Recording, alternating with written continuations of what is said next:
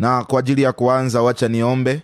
Baba, katika jina la Yesu Kristo mwana wa Mungu aliye hai, ninakutukuza kwa sababu ya nguvu ya jina lako, nguvu ya neno lako na nguvu ya damu yako. Asante kwa ajili ya msikilizaji wangu anayenisikiliza.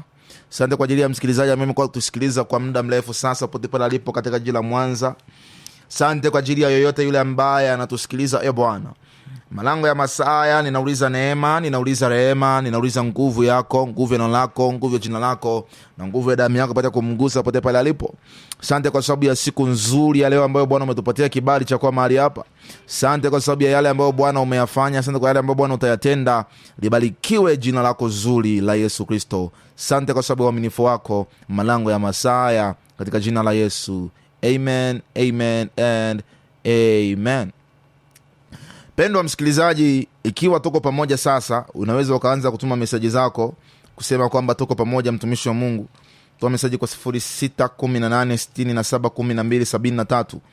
Wana wote wa madhabahu ya Shiloh Presbyterian Church, naamini sasa tuko redioni na tunasikiliza. Na wana wote wa madhabahu popote pale mlipo katika jiji la Mwanza ambao mko tayari kufika kwenye madhabahu na ambao bado hamjafika kwenye madhabahu, ninaamini popote pale mlipo tayari mpo redioni mnasikiliza. Na malango ya masaa haya natamani tuende tukajifunze maneno ya Mungu kwa ufupi sana. Nitakufundisha kwa ufupi sana, na baada ya kukufundisha tutaingia kwenye maombi, na baada ya maombi tutaenda kupokea simu na tutahitimisha kipindi chetu, kwa sababu siku ya leo tuna muda mfupi. Leo tulikuwa na ibada nzuri sana, inaitwa Receiving the Golden Coin, ibada ya kupokea sarafu ya fedha. Yesu Kristo alimwambia sarafu ya dhahabu. Yesu Kristo alimwambia Petro, nenda ukachukue ndoano, utweke baharini. Samaki atakayezuka wa kwanza, ndani ya mdomo wa samaki huyo ukimfumbua utakutana na shekeli. Ichukue shekeli hiyo uje ulipe kodi kwa ajili yangu na kwa ajili yako. Na tulikuwa na somo zuri hilo ni somo la kuvunja vizuizi vya kiuchumi vinavyofunga watu wa Mungu. Hilo ni somo la kuvunja vizuizi vya kiuchumi vinavyofunga maisha ya watu. Huyo anasema naitwa Dennis Godfrey, nipo Meko, tuko pamoja mtumishi wa Mungu. Asante sana. Huyo anasema tuko pamoja baba Kagom, Mungu awabariki sana kutoka Kagom. Kwa hiyo tulikuwa na ibada hiyo ya kuvunja, hiyo ibada ya kupokea sarafu ya dhahabu ni ibada ya kuvunja vizuizi vya kiuchumi. Na ibada hii itarudiwa tena wakati mwingine kadiri Roho Mtakatifu atakavyotupa maelekezo. Lakini ibada ya Jumapili ijayo kwa maelekezo ya Roho Mtakatifu itakuwa ni ibada ya ukombozi wa familia. Na Bwana amenipatia ahadi ya kunitumia katika unabii, ishara, miujiza na maajabu siku hiyo, na nguvu za Mungu zitaonekana kwa namna ya ajabu isiyokuwa ya kawaida kuwahi kutokea wala kusikika. Mpendwa msikilizaji wangu, ninatamani kabisa popote pale unaposikia na popote pale ulipo, nguvu za Mungu zikuguse, Mungu akukumbuke na Mungu akuinue kabisa. Kwa hiyo anza kujiandaa na ibada ya Jumapili ijayo.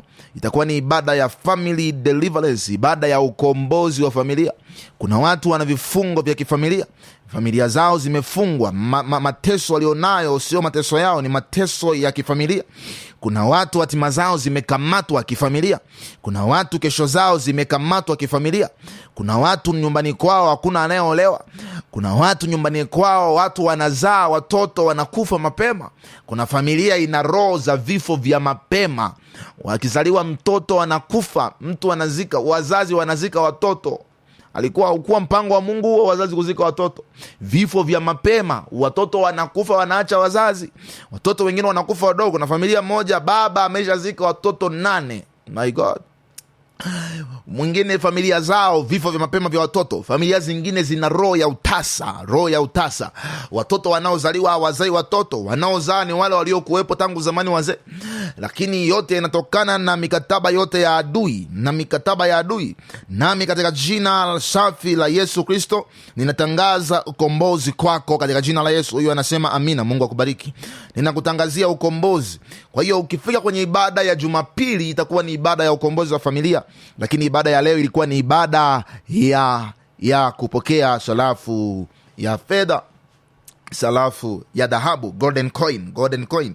wacha niseme tu kwa Kiingereza kwa sababu nikisema kwa Kiswahili nakosea kutafsiri. Golden coin, sarafu ya dhahabu, sarafu ya dhahabu. Ibada hii inaambatana na ukombozi wa nyota. Bwana atatufundisha tena wakati mwingine, kwa sababu ya muda leo ulikuwa mdogo, japokuwa tumemaliza ibada muda umeenda, lakini bado muda haukututosha. Kwa hiyo kwa wakati mwingine Bwana ataendelea kutupa mafunuo. Lakini kwa yale ambayo tumekuwa nayo siku ya leo, natamani kwa muda mchache tushirikishane tu na wale ambao hawakuwepo, lakini pia na wale ambao hawakuweza kufika kwenye ibada kwa sababu ya changamoto za hali ya hewa na mvua na wengine kama hayo, lakini pia kwa ajili ya wale ambao walikuwepo ambao labda wakusikia vizuri. Hii itawasaidia. Sasa nitafungua tena kama tulivyosoma asubuhi kwenye kitabu kile cha Mathayo sura ile ya 17 mstari wa 24 mpaka wa 27. Maandiko yanasema, hata walipofika Kapernaum, wale watozao nusu shekeli. Nusu shekeli ilikuwa ni fedha ambazo zinalipwa. Wale watozao nusu shekeli walimwendea Petro wakamwambia, je, mwalimu wako hatoi nusu shekeli? Shekeli ni jina la fedha zilizokuwa zinatumika huko Yerusalemu. Je, mwalimu wako hatoi nusu shekeli? Akasema, utoa. Naye alipoingia nyumbani, Yesu alitangulia kumuuliza akisema, waonaje Simoni? Wafalme wa dunia utoa kodi ama ushuru kwa watu gani? Kwa wana wao au kwa wageni? Naye aliposema kwa wageni, Yesu alimwambia, basi kama hivyo wana ni mahuru. Lakini tusije tukawakwaza. Enenda baharini, ukatupe ndoano, ukatwae samaki yule azukae kwanza, na ukifumbua mdomo wake utaona shekeli. B, ichukue hiyo ukawape kwa ajili yangu na kwa ajili yako. Ichukue hiyo ukawape kwa ajili yangu na kwa ajili yako. Ichukue hiyo ukawape kwa ajili yangu na kwa ajili yako. Kuna watu maisha yao kwenye eneo la uchumi ni kama yamekamatwa, lakini yamekamatwa kwa sababu adui ameshika maisha yao. Kuna vitu wakati wowote hapa, kitu kinachotaka kuonekana hapa ni kama Yesu na Petro walikuwa wameingia kwenye mazingira fulani ya mkwamo wa kiuchumi. Kwa hiyo wanadaiwa kulipa kodi na hawana pesa ya kulipa kodi. Yesu akamtuma Petro akamwambia, nenda kachukue ndoano, toa samaki baharini. Samaki atakayezuka wa kwanza, samaki huyo ndani ya kinywa chake kuna shekeli.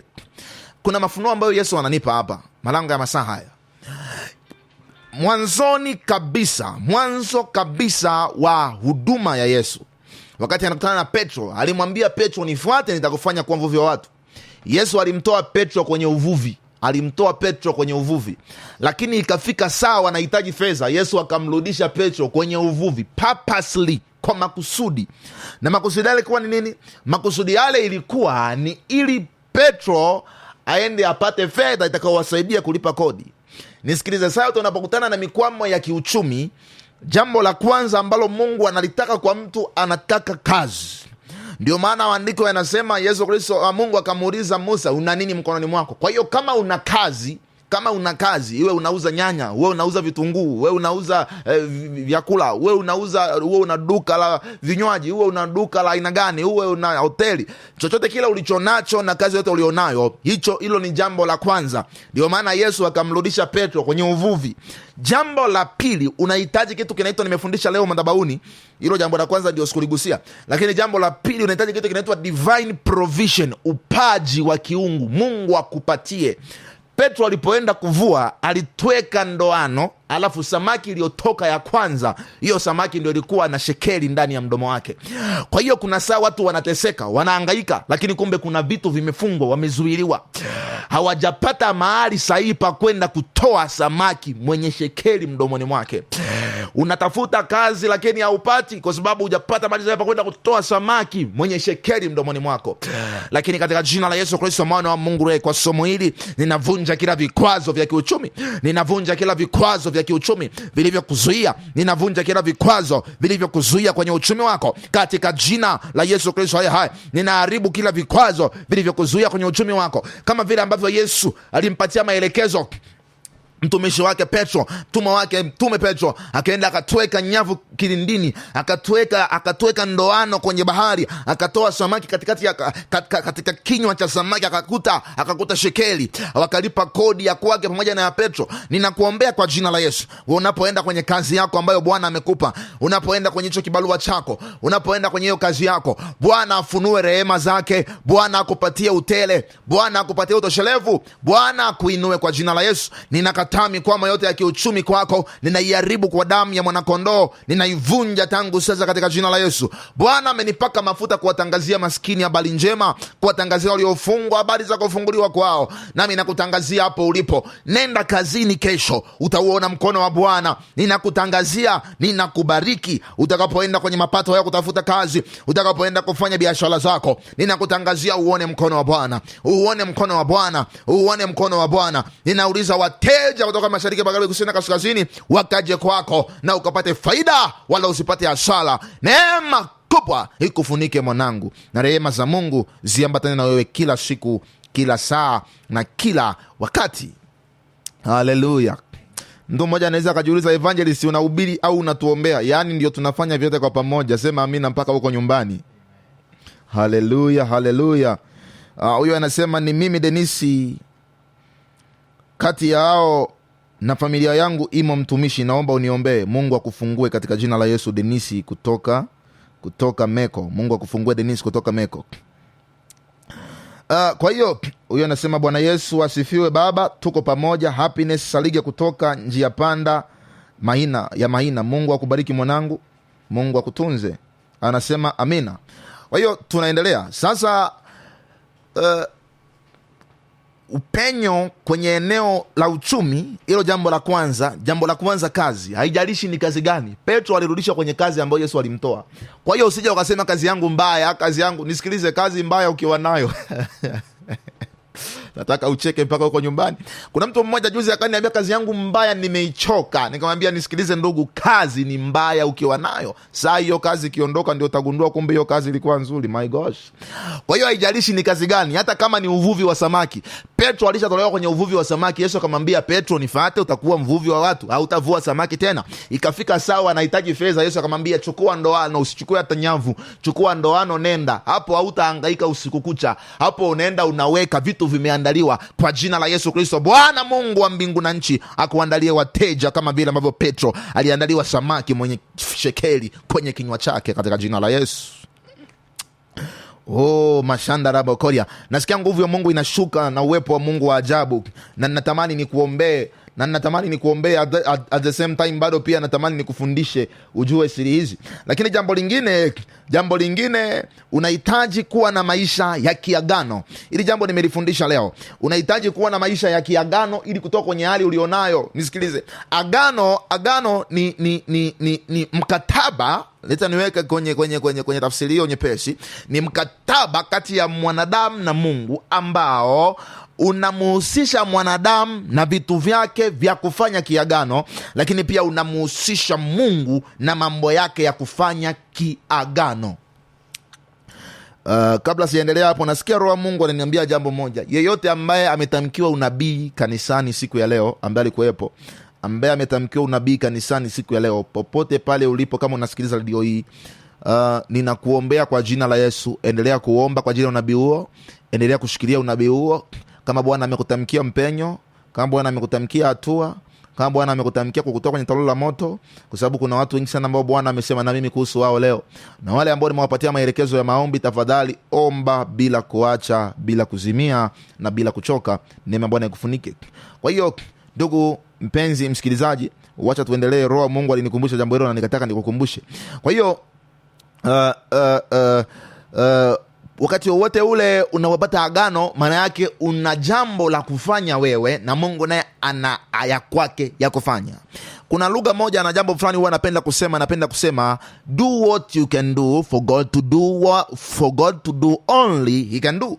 Fanya unachotakiwa kufanya, do what you have to do. Fanya unachotakiwa kufanya ili Mungu afanye yale anayoweza kufanya, ambayo ana uwezo anatakiwa pia kuyafanya kwako. Kuna vitu unatakiwa uvifanye ili Mungu afanye kwako. Niliokuwa nawafundisha kanisani nikawaambia, ndoa ni swala la kiagano. Ndoa ni swala la kiagano ambalo lina wajibu wa kiagano kati ya mke na mme pamoja na Mungu. Mungu yeye yupo kwa ajili ya kuguza ndoa yenu, kwa ajili ya kuwabariki, kwa ajili ya kuwainua kutoa chini, kuwaweka juu, kuwatoa kwenye vifungo, kuwatoa kwenye laana. Lakini nyinyi pia mna swala lenu la kiagano ambalo natakiwa mlifanye, kupendana. Mwanaume anampenda mke, mwanamke anamtii mume. Hayo ni masuala ya kindoa. Ikiwa ni kwenye eneo la uchumi pia, kuna vitu vya kiagano ambavyo Mungu huwa anataka watu wafanye. Kwa hiyo weka maagano na Mungu, mwambie Bwana, ukinibariki mimi nitafanya 1, 2, 3. Kuna jambo ambalo sijalifundisha leo kanisani, lakini nilitakiwa kulifundisha. Kwa ajili ya muda niliacha, na Roho Mungu akaniruhusu kwamba nifundishe leo redioni, na nitakufundisha pia hapa kwa ufupi sana. Kuna saa watu wanaomba vitu na wanamlilia Mungu, kumbe hawapati vitu kwa sababu wanamlilia kwa ajili ya tamaa zao wenyewe. Kuna muda unahitaji mpenyo kwenye maisha yako, lakini Mungu anajiuliza akupe mpenyo ili uweje. Kuna mtu anahitaji gari, lakini Mungu akiuliza unataka gari la nini? Ili uwarushie wengine matope wakati unaendesha. Unataka gari la nini? Ili ujisifie, ili uonekane wewe ndio una nguvu na bidii ya kufanya, ili uonekaneje? Unataka la nini? Kuna vitu unavitaka kwenye maisha yako, lakini kiukweli Mungu akiangalia havileti faida kwake wala kwenye ufalme wake. Ndio maana nisikilize, utaona kuna watu ni matajiri na wanaendelea kuwa matajiri kwa sababu Mungu ni Mungu asiyekuwa na upendeleo. Kuna watu wanasaidia yatima, kuna watu wanasaidia wajane, kuna watu wanasaidia wasiojiweza, kuna watu wanasaidia. Nisikilize, hata kama ni mchungaji, ni mtumishi wa Mungu, kama mkono wako umekaa kwa namna ya kupokea na hauwezi kutoa kwa wengine, sahau mpenyo. I'm telling you the truth. Hata kama ni mtumishi wa Mungu, kama mkono wako umekaa kupokea na sio kutoa pia kwa wengine, kusaidia wengine, kuinua wengine, kubariki wengine, kufanyia wengine, kuwapatia wengine chakula. Kuna neno moja nasema, wapeni nyinyi chakula, wapeni nyinyi chakula. Kuna watu wanahitaji kuishi na hawawezi kuishi mpaka wewe umewagusa. Kwa hiyo kuna watu wanakuzidi mpaka leo kwa sababu wanakuzidi tu kwenye eneo la utoaji. Umekuwa mchoyo. Bwana akupe neema na Bwana akusaidie. Fanya ambayo unatakiwa kufanya ili Mungu naye afanye anatakiwa kuyafanya. Ledia mazota ariahando robokolia. Fanya unatakiwa kufanya ili Mungu pia afanye anatakiwa kufanya. Jambo lingine ambalo nitakiwa kufundisha na sikufundisha, nafikiri kwa neema Bwana nitalifundisha wakati mwingine. Huyu anasema, napokea baba, niko Kagoma, Mungu akutunze. Jambo lingine ambalo natakiwa kulifundisha ambalo sikuligusia na nafikiri litakusaidia kabisa. Jambo lingine ni kuwainua watumishi wa Mungu mikono. Sasa jambo hili litakusaidia sana. Kuwainua watumishi wa Mungu mikono, kuinua mikono ya watumishi wa Mungu kwa ajili ya vita vyako, kwa ajili ya ushindi wa vita vyako. Nisikilize. Musa akawa vitani pamoja na wana wa Israeli. Wakaambiwa hivi, Haruni, kazi yenu sio kupigana. Kazi yako Haruni ni kumnyanyua Musa mikono. Mkishusha mikono ya Musa, mmepigwa. Haruni akawa anafanya kazi ya kumuinua mtumishi wa Mungu Musa mikono. Nataka ujiulize, ni mara ngapi umewahi kuwainua watumishi wa Mungu mikono? Sio tu kuwainua mikono kwa sadaka, hata kuwainua mikono kwa kuwaombea. Hata kuwainua mikono kwa kuwaombea ni kuwainua mikono. Nataka ujiulize, ni mara ngapi umewaombea watumishi wa Mungu? Ni mara ngapi umeombea kanisa la Mungu? Wewe ambaye unanisikiliza hapa, mtoto wa madhabahu ya Shiloh Presbyterian Church, ni mara ngapi umekaa ukaomba kwa ajili ya kanisa la Mungu? Ni mara ngapi umekaa chini ukamuomba Mungu kwa ajili ya huduma? Ni mara ngapi umekaa chini ukawaombea watu wanaookoka kila siku kanisani? Ni mara ngapi umekaa ukaomba? Ukisoma kitabu kile cha Isaya sura ya 59 mstari wa 16, kuna jambo la ajabu hapa linafundishwa na Roho Mungu. Maandiko yanasema hivi, akaona ya kuwa hapana mtu, akastaajabu kwa kuwa hapana muombezi. Kayana masotaria. Turudie kusoma, labda wewe hujaelewa. Kitabu cha Isaya sura ya 59 mstari wa 16. Akaona ya kuwa hapana mtu, akastaajabu kwa kuwa hapana mwombezi. Basi mkono wake mwenyewe ndio uliomtetea, wokovu na haki yake ndio iliyomsaidia. Nisikilize, kama hujawahi kuwainua watumishi wa Mungu mikono, kama hujawahi kuinua familia yako mikono, huyu ni Musa, lakini ana reflect mpaka maisha ya watu wengine. Maandiko yanazungumza, kitabu cha Isaya 59:16, maandiko yanasema akastaajabu kuona hapana mtu. lakini akashangaa kuona hakuna mtu, lakini akashangaa sana, akaogopa kuona hakuna mwombezi. Roho Mungu anastaajabu kuona hakuna mtu kwenu, lakini anashangaa zaidi kuona hakuna mwombezi kwa ajili ya familia yako. Na ndio maana ninakualika kwenye ibada ya Jumapili, baada ya ukombozi wa familia. Maandiko yanasema Bwana anastaajabu kuona hakuna mwombezi kwenye hilo kanisa. Kuna watumishi wa Mungu, nimeona makanisa mengi yanaanguka kwa sababu hakuna waombezi. Wote wanaenda kuombewa na hakuna anayeombea watumishi wa Mungu. Marido za yamana za toria. Nataka uanze kuomba, uombe maisha yako, uombe hatima yako, uombe kazi yako, uombe masomo yako. Ikiwa ndio kwanza umetune redio yako, majina yangu naitwa Evangelist and Apostle Emmanuel Panuel wa madhabahu ya Shiloh Prayer Center Church iliyoko Maina jijini Mwanza, jirani kabisa na shule ya Alliance Girls. Ikiwa unatokea mahali popote pale katika jiji la Mwanza, panda magari, shukia Buzuluga. Kishuka Buzuluga, chukua bajaji zinazokwenda Maina. Njoo moja kwa moja mpaka Alliance, kituo cha Alliance. Shuka hapo, unaweza kauliza ama unaweza kupiga simu namba 0618671273. Hapo utapata watu ambao watakupokea, kwa sababu ni namba ya huduma. Watakupokea na utafikishwa kabisa kutoka kwenye madhabahu ya Bwana. Kuna watu wanatokea Meko wanasema wako tayari kufika madhabahuni. Kuna watu wanatoka Buongo wanasema wako tayari kufika madhabahuni. Kuna watu wanatoka Kiseso wanasema wako tayari kufika madhabahuni. Kuna watu wanatoka Kishira wanasema wako tayari kufika madhabahuni. Kuna watu wanatoka Nyakato wamewahi kusikiliza wanasema wako tayari kufika madhabahuni. Inakualika kwenye madhabahu ya Bwana siku ya Jumapili. Kama kwenye familia hakuna muombezi, familia ina hatari kubwa. Kama kwenye huduma hakuna muombezi, hilo kanisa lina hatari kubwa. Kama kwenye kazi hakuna muombezi, hiyo kazi, hata ofisi, hata kituo cha redio kinahitaji Mungu ainue watu watakaoombea kituo. My God. Hata taasisi, umefungua kampuni yako, kama hauna waombezi, bahati mbaya ni kwamba hakunaga kazi watu wanaajiriwa kuombea.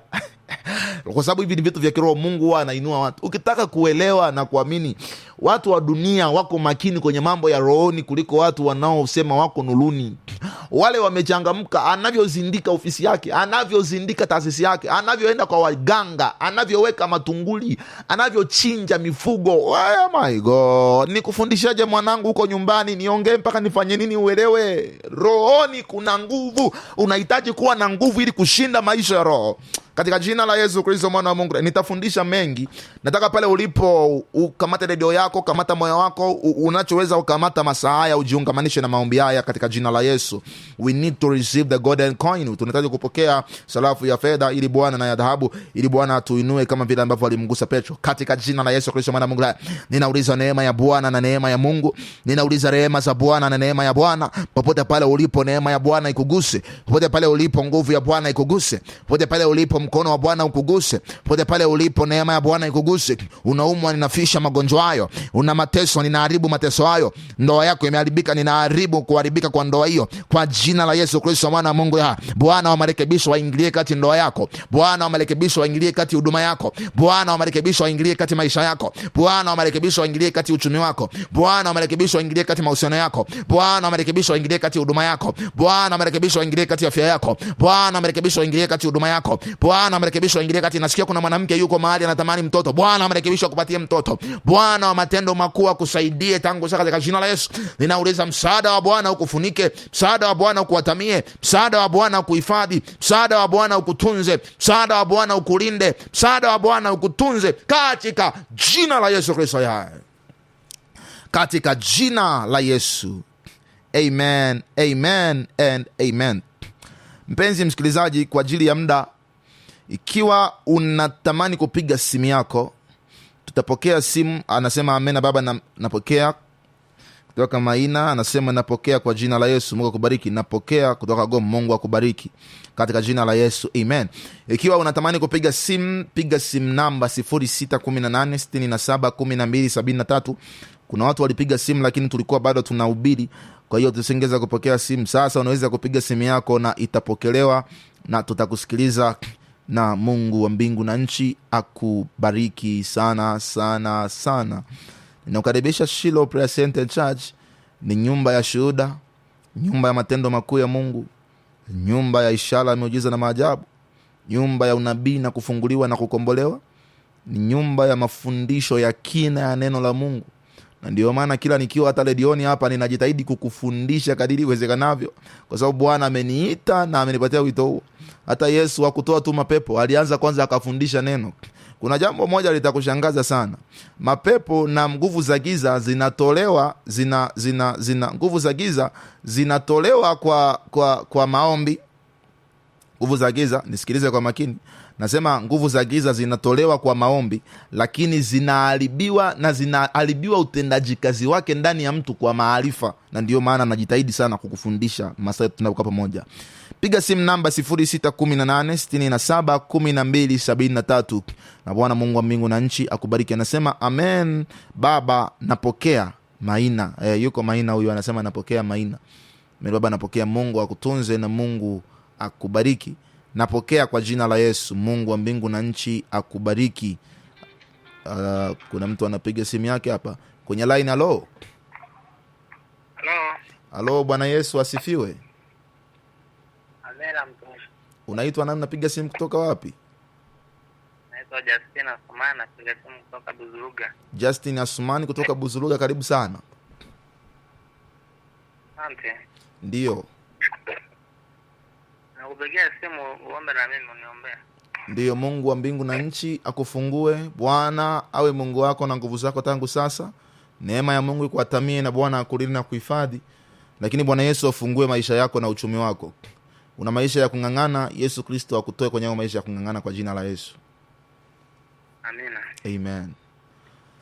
Mungu akubariki.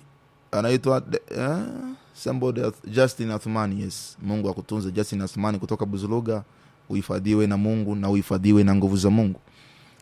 Mpendwa wangu, popote pale unapotokea katika jiji la Mwanza, panda magari yanayo kwa mfano ukiwa unatoka Kisesa, panda magari yanayoenda mjini, shukia kituo cha Buzuruga, panda bajaji, utafika. Unatoka Nyasaka, unatoka maduka 9 wanaita Big Bite, kwa Msuka, Kiloleli na maeneo mengine uko na ya Bwiru Pasiasi, njoo mpaka Buzuruga, shuka hapo, panda bajaji, utafika mpaka maeneo ya kanisa. Piga simu namba 0618671273. Utapata maelekezo mazuri na utaelekezwa vizuri namna ya kufika kwenye madhabahu ya Bwana. Choma nauli, chome shida, jitahidi ufike madhabahuni pa Bwana, mahali ambapo kuna majibu ya maisha yako, na Bwana atakutendea kwa namna kubwa, namna isiyokuwa ya kawaida na namna ile ya ajabu. Ndugu yangu, pote pale unaponisikiliza, ziko shuhuda nyingi na wako watu wengi ambao Mungu amewatendea. Na ikiwa unatamani uwe mwisho wa matatizo na shida zako, amua kumpa Yesu maisha yako. Na popote pale ulipo, ikiwa umesikia neno la Mungu na unasema ninatamani kumpatia Yesu maisha yangu, nataka nikuombee. Fatisha sala hii. Sema: Bwana Yesu, naja mbele zako, nisamee dhambi na makosa. Futa jina langu kwenye kitabu cha hukumu, uliandike kwenye kitabu cha uzima. Kuanzia leo nimeokoka na nimesamehewa. Asante Yesu kwa kifo chako msalabani. Asante Yesu kwa kunisamehe. Asante Yesu kwa kunikomboa. Ninamkataa shetani na mambo yake yote na kazi zake zote na mikataba yake yote. Kuanzia sasa mimi niko huru. Mimi niko huru. Nimekombolewa kwa damu ya Yesu. Nimeponywa kwa damu ya Yesu. Nimefunguliwa kwa damu ya Yesu. Amen. Nasikia kuna mwanamke mmoja yuko hapa na anasikiliza redio na ana shida kwenye miguu yake, na mwingine ana shida kwenye kiuno. Katika jina la Yesu Kristo mwana wa Mungu hai, ninatuma neno la Bwana likuguse hapo ulipo kwa jina la Yesu. Ninatuma neno la Bwana likuguse hapo ulipo. Nasikia jina kwenye masikio yangu, jina Joanita. Sijui yuko wapi huyu, lakini kwa jina la Yesu Kristo ninaachilia nguvu. Ninaachilia nguvu ya Mungu ikuguse mpaka hapo nyumbani kwako, na Bwana akuponye, akuinue na akukomboe. Majina yangu naitwa Evangelist and Apostle Emmanuel Panuel. Unaweza ukaingia YouTube na ukasearch Evangelist Emmanuel Panuel, ama ukaandika Evangelist and Apostle Emmanuel Panuel, utatuona. Ama ukaandika Shiloh Prayer Center and Church. Ukiingia YouTube ukaandika Shiloh Prayer Center and Church, pia huko utakutana na channel yetu ya YouTube ambayo kuna mafundisho mengi, kuna neno la Mungu, matendo makuu ya Mungu, miujiza, maajabu, ishara, maombi na maombezi mengi yanaendelea huko. Huyu anasema amina baba. Maombi na maombezi mengi yanaendelea huko, na huko pia utaguswa, utaponywa, utabarikiwa na nguvu za Mungu zitakugusa kote pale ulipo. Ndugu mpendwa msikilizaji, kuna watu wanatoka Buhongwa. Ikiwa unatoka Buhongwa, unatoka Nyangomango, unatoka sehemu yoyote ile, unaweza ukapanda magari yanayokwenda Kisesa, ukashukia kituo cha Buzuruga. Pia ukifika hapo, panda bajaji zinazokwenda Maina, shukia Maina Alliance. Kanisa lipo karibu na Alliance Girls, shule ya sekondari ya Alliance ya wasichana, karibu na Alliance Girls. Ukifika hapo utakuwa umefika kwenye madhabahu ya Bwana, na Mungu wa mbingu atakubariki na kukubariki na kukubariki. Natamani malango ya masaa haya niziachilie baraka za Mungu kwako kwa ajili ya wiki hii. Huyu anasema toka uanze kuhubiri nasikia kifuani kama kuna kitu kinagonga gonga, naomba unisaidie. Huyu mtu aise, kama unaweza ukapiga simu, hebu piga simu nikuombe. Anasema toka uanze kuhubiri na mtumishi, nasikia kifuani kama kuna kitu kinagonga gonga, naomba unisaidie. Kamata kifua chako, tusipoteze muda. Kamata kifua chako pale ulipo. Sio huyu ni nani? Huyu ni Denisi. Kamata kifua chako pale ulipo. Kamata kifua chako pale ulipo katika jina la Yesu Kristo. Huyu ninatuma nguvu ya Mungu mpaka hapo ulipo katika jina la Yesu, ya kukutoa kwenye mateso ya kila aina. Mizimu, roho za mizimu inazikanyaka kwa jina la Yesu Kristo mwana Mungu, zinazokuzuia kumtafuta Mungu na kuzuia kuanza maisha yako katika jina la Yesu. Katika ulimwengu wa roho naona mizimu imekushikilia. Na ninaona roho ya mizimu, na mizimu hii ni kama haitaki uvuke kiwango fulani cha maisha. Kwa hiyo kila ukifanya kazi na ukitafuta, ukifanya biashara na mambo mengine, huwa uvuki kiwango fulani, huwa uko pale pale. Wewe mwenyewe hujui, lakini unaona miaka inaenda, you are just the same. Uko vile vile. Napasua mizimu yako na kutoa na kunasua kwenye nguvu za mizimu tangu sasa. Yesu Kristo akukomboe kwa jina la Yesu. Kwa jina la Yesu. Huyo anasema mtumishi, nilikuwa naomba unisaidie kumwombea dada yangu, anasumbuliwa na usingizi. Sasa anasumbuliwa na usingizi kwa namna gani? Lakini kuna mtu mmoja nimekutana naye anasumbuliwa na roho ya usingizi, anasinzia mpaka akiwa anatembea.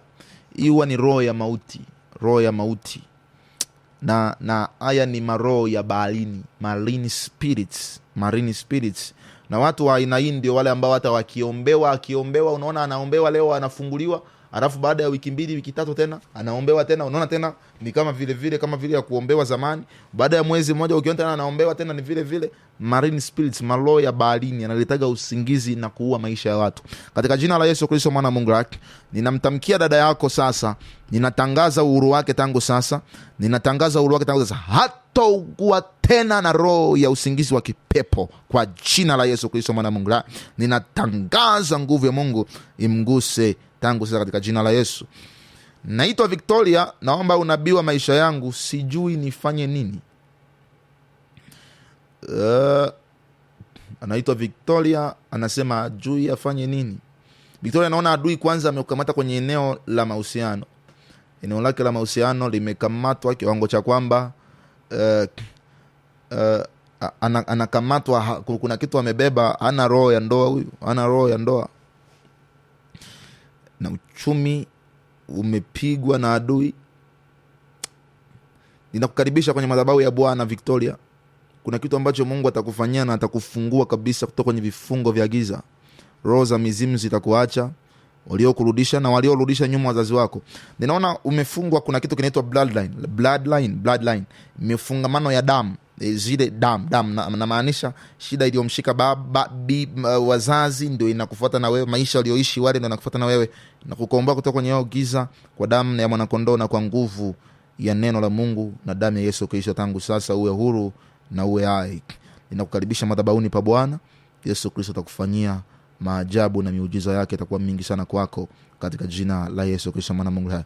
Mpendwa msikilizaji, wote pale ulipo, nataka niibariki siku yako, nataka niibariki wiki yako. Hii ni wiki ya kwenda kupokea golden coin.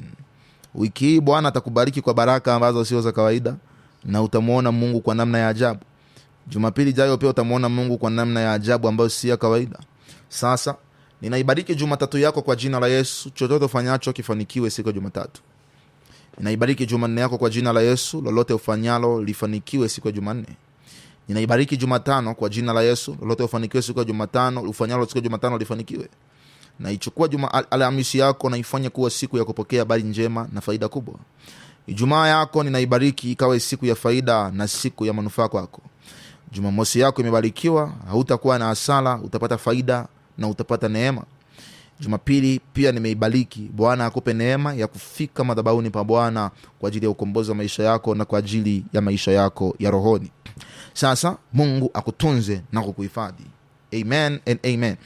Kuna jambo moja ambalo Roho wa Mungu ananiambia hapa nikwambie popote pale unaponisikiliza. Kuna watu wanataka vya Mungu na wamtaki Mungu mwenye vitu vyote. Ni hasara.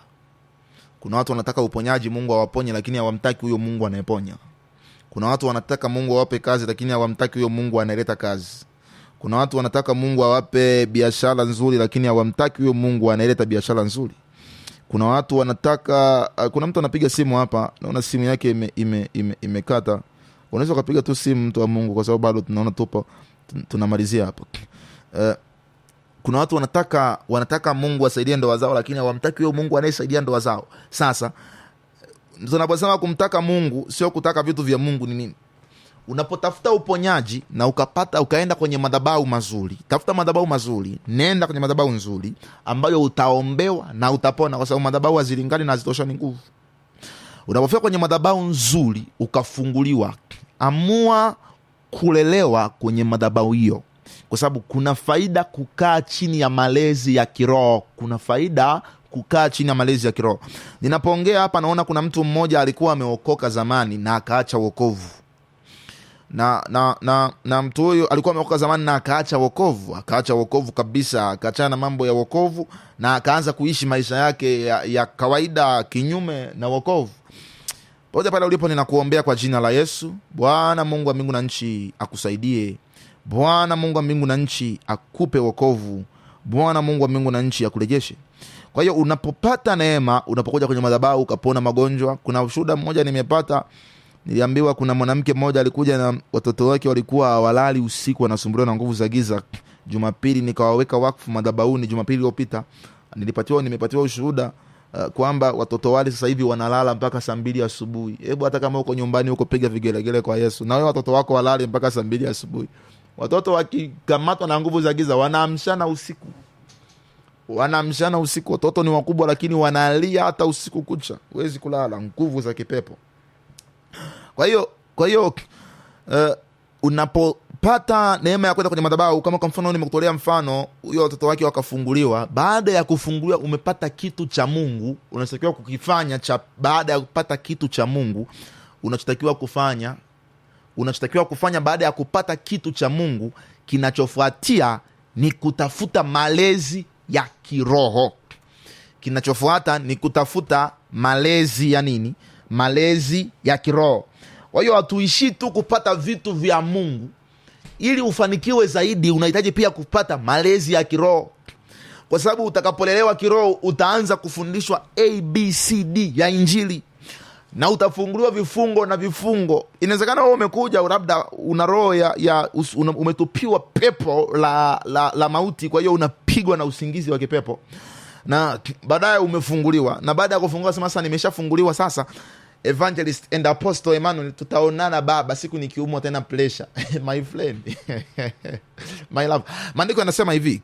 Maandiko yanasema saa yote ile ambapo mtu anafunguliwa, pepo akiondoka mmoja, huwa anaenda anatafuta mahali pengine pa kwenda kutuliza nafsi yake. Na akikosa, huwa anatafuta mapepo wengine 7. Hiyo maandiko yanasema kitabu cha Mathayo. Mapepo mengine 7 yenye nguvu zaidi yake kwa ajili ya kuja kumshambulia. Come on. Kwa hiyo hatuishii tu kupata vitu vya Mungu. Kinachotakiwa baada ya hapo ni kutafuta malezi ya kiroho. Malezi ya kiroho. Malezi ya kiroho. Kwa kusema hivyo, nakukaribisha Shiloh Prayer Center Church. Ni mahali ambapo utapata malezi mazuri ya kiroho, na Bwana Mungu wa mbinguni atakuhifadhi na kukutunza kwa namna kubwa ya tofauti na ya ajabu kabisa. Ndugu msikilizaji wangu ulinisikiliza, kwa neema ya Bwana tumekuwa na somo zuri la kibali cha Mungu, na somo hilo tumeishia hapo tulipoishia siku ya Ijumaa iliyopita, na leo nimekufundisha kuhusu yale ambayo Bwana ametupatia neema ya kujifunza katika madhabahu siku ya leo. Lakini Jumapili ijayo ni Jumapili kubwa ya ukombozi wa familia, Family Deliverance Service. Itakuwa ni ibada kubwa ya ukombozi wa familia. Njoo na picha ya ndugu yako ambaye anateswa na matatizo ya aina yoyote. Hata kama ni vazi lake unalo, hata kama una shati lake hauna picha yake, njoo na hilo shati kwenye mfuko. Wakati nikiwa napita kufanya maombezi kwa mtu mmoja mmoja, utainua tu juu. Una picha za wazazi, una picha za ndugu. Kuna watu fulani walinipigia simu wakaniambia, mtumishi wa Mungu, mume wangu anasumbuliwa, yani anywi pombe kwa sababu anapenda, anakunywa pombe kwa sababu ni kifungo cha giza. Akinywa pombe anasahau mpaka njia. Akinywa pombe anakuwa kama kichaa. Mwingine akaniambia dada yake akinywa pombe anakuwa hajielewi. Njoo na picha, njoo na vazi labda, yani kitu kinachomwakilisha. Kama hauna vyote, andika jina lake kwenye karatasi, njoo nalo. Utaona utembeo wa nguvu za Mungu sio kwa kawaida. Mungu atakufungua hata wewe kwa ajili yake, na Mungu atamtendea muujiza. Mpendwa msikilizaji, imebakia dakika 1 na masaa haya nataka nikuage, na nikuage kwa maombi na Yesu Kristo akufunike. Naitwa Evangelist and Apostle Emmanuel, ni mwinjilisti na mtume Emmanuel kutoka madhabahu ya Shiloh Prayer Center Church iliyoko Maina jijini Mwanza, jirani na shule ya Alliance Girls. Bwana ametupatia neema kumtumikia Mungu katika madhabahu yake. Karibu tena kwenye madhabahu ya Bwana. Mungu akuhifadhi. Ninakuombea katika jina la Yesu Kristo mwana wa Mungu, lai malango ya Masaya. Ninaachilia neema ya Mungu ikufunike pote pale ulipo. Ninaachilia nguvu za Mungu zikuatamie. Ninaachilia mkono wa Mungu kufunike. Ninaachilia rehema za Bwana zikufunike. Ninaachilia nguvu za Bwana zikuatamie. Popote unaposikiliza redio yako, popote unapotupata kutokea nyumbani, ninatuma nguvu, ninatuma uwezo wa kimungu. Ninatuma rehema, natuma neema za Mungu. Ninatuma mamlaka, natuma nguvu ya Mungu. Ikufikie mpaka hapo ulipo kwa jina la Yesu. Ikufunike mpaka hapo ulipo kwa jina la Yesu. Bwana akuhifadhi, Bwana akulinde, na Bwana akutunze. Shalom, shalom, bye bye. Tukutane tena Ijumaa, siku ya Ijumaa, malango ya masaa kama haya, masaa ya 2 usiku. Tutakuwa na neno la Mungu zuri. Mungu akubariki. Jipange tukutane madhabahuni pa Bwana. Amen, amen and amen. Shalom.